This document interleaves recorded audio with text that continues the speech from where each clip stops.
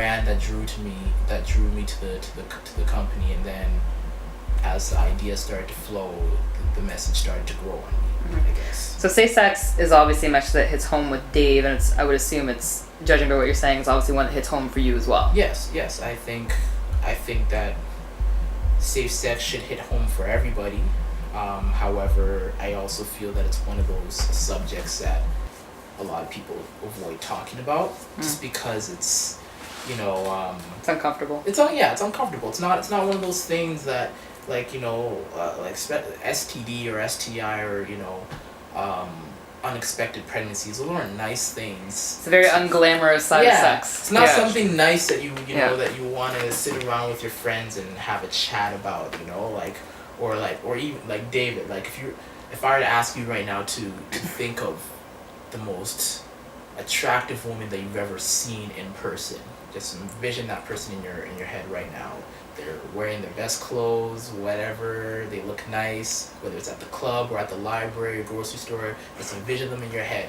And now envision them taking 2 chlamydia pills right now. That's so it just gives you this image. That's also very realistic. It's reality, Because if you think about it, most people over the age of 25 have had an STD at least once in their life. That's true. Like, I don't know exactly what the numbers is, but be a good place to interject some statistics. Yeah, I know. Yeah, we should do some research on it. We should. Yeah, but we don't have the exact number. I don't know the exact number, but I know it's majority, because but nobody's gonna talk about that. Nobody's gonna say, I had herpes last weekend. Like, no, that doesn't generally come up. On the first date, that generally doesn't come up. That's something that you keep to yourself, and so that's why I think that safe sex is definitely something that people will try to avoid talking about it, but it shouldn't be avoided talking about it. No, for sure. And I can admit, obviously, I've had unprotected sex. So, and I've gotten caught before. I've gotten it tested. You have cramps before, so not something you generally share with on camera, or with your friends, right? Yeah. It's just one of those things. But I think at the end of the day, one of the reasons I chose clothing is because clothing, you talk. Like people are like, oh, where'd you get those nice shoes? Or, man, those jeans are amazing. Or you see a nice little shirt, you're like, oh man, that's a sick shirt. And with the logo, with PYP, we're like, oh, what PYP? What is that? And it starts a conversation, and you go into like, oh, what's this about? And then it's kind of like spreading the message. It's interacting with people and sharing some knowledge, and you're like, oh, that you believe in that? You're like, I believe in that. And you're like, oh, that's cool. That's pretty cool. That's what it is, and I really, like I said, the more we continue to work together, I really felt that this is a message that we should be able to be open about it. We should be like, as we're wearing clothing, we should be able to communicate with our partners, and say, hey, I've had a history, maybe we should protect ourselves. It shouldn't be one of those things that we wait till we get in trouble before. Spread the message, not the infection. There's so many, quotes that we can get about safe sex, and a lot of us read them and we laugh about it, but do we carry on in our lives with that message in our head? Who knows? So I like the message and I like the brand, so I tagged along. Well, I think one of the things is taking it just away from just clothing and making it bigger. Keeping the message, obviously, and maintaining the message, but using all media aspects. I would say that having Freshh has taken PYP higher than I expected in such a short time. Just having his knowledge and his media expertise and just the way he thinks, and like you said, we work very well together. I think opening up all the media avenues. Man, we can do TV, we can do music, we can do going into schools. Like, there's just so many avenues that we can take this to. As a lot of parents may note, in a lot of advertising, a lot of movies, a lot of the television shows, sex is really prominent because it's now a cliche. Sex sells. So there's a lot of sex everywhere you turn around. Mm-hmm. You know what I mean? But there's not a lot of message of safe sex. So for there should be an equilibrium. If we're going to promote sex, Yeah. then we should promote the safe act of sex. And like I said, Because sex is a natural thing. It It's is. just, yeah. It is like we by no means No need are to demonize are, it, but- yeah are telling people to be abstinent or to be promiscuous. Yeah. You know, we're just saying do whatever it is that you do anyway. Just be safe.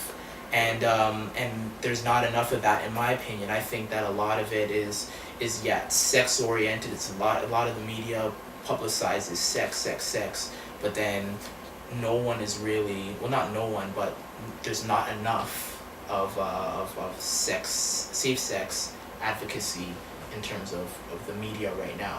Yeah. And Yeah, no, I definitely agree. And I think what they portray as safe sex is they keep pushing abstinence. And Yeah, I mean, it's kind of an unrealistic message. It's very unrealistic. And I've read articles and stuff where in the States where schools get grants on promoting, abstinence, and they get money, if they're able to accomplish, a curriculum that tells people that, you shouldn't have sex, you should wait till whenever, till you get married. And I mean, if that's what you choose to do, that's totally fine with that. I mean, if you want to wait until you fall in love, that's admirable. I mean, we promote that as well. But I mean, if you feel that you're ready and you feel that your partner's ready, you should, practice safe sex.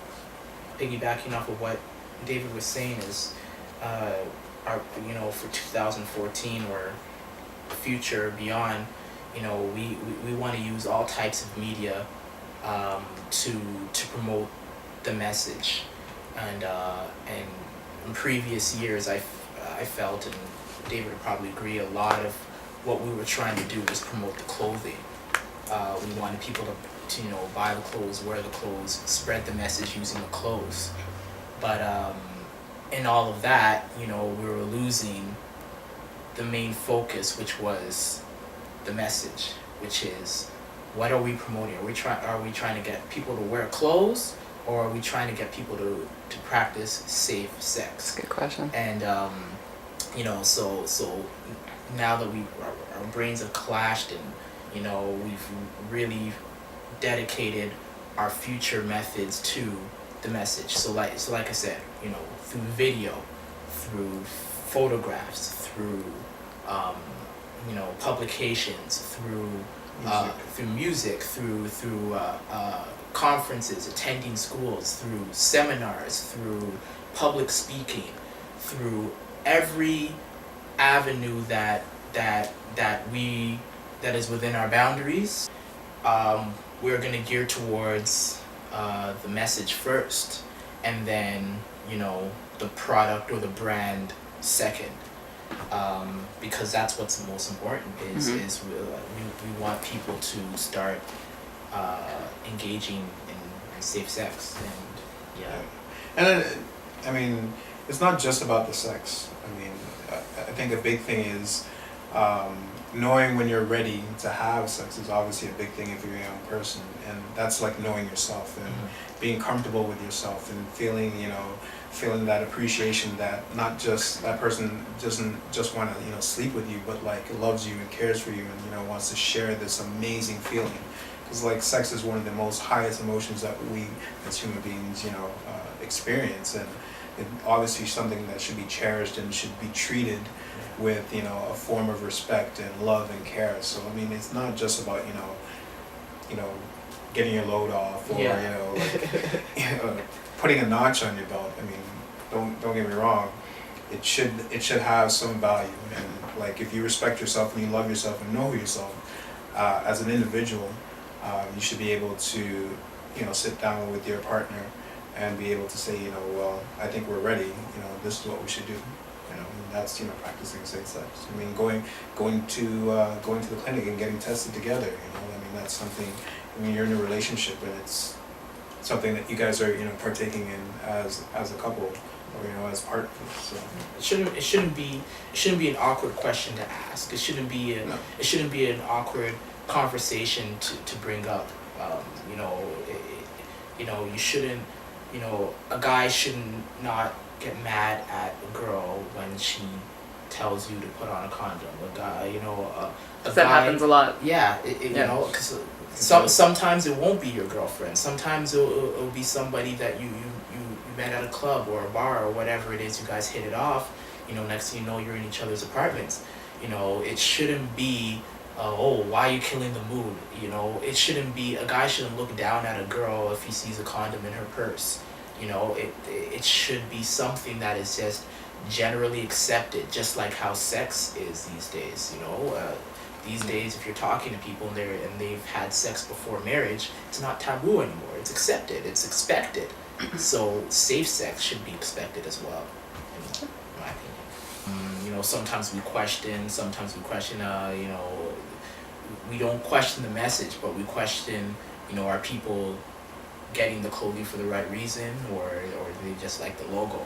You know, and that sometimes affects productivity because, you know, we really want people to get the message. We want people to wear clothing, but, you know, we want them to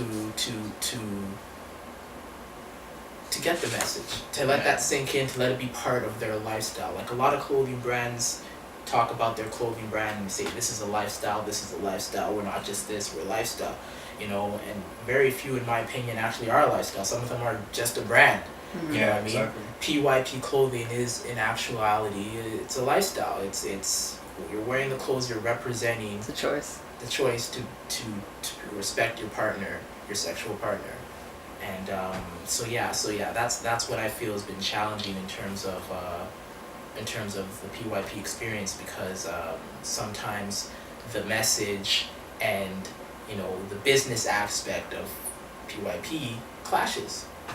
And yeah, it can be hard discerning at times, but Fine line to walk. yeah, fun, It is. challenging. It is, and we've had some challenges for sure. And I think we've handled them pretty well. Yeah, I You agree know, too. and Yeah. we've learned and grown from them. And don't get me wrong, there's been points where I'm just like, man, I don't want to do this anymore. Throw in the towel. I just Yeah. like I just want to throw in the towel. But you know, it's those times that you want to look and be like, you know, just gotta keep pushing. And generally, when you do that, good things happen.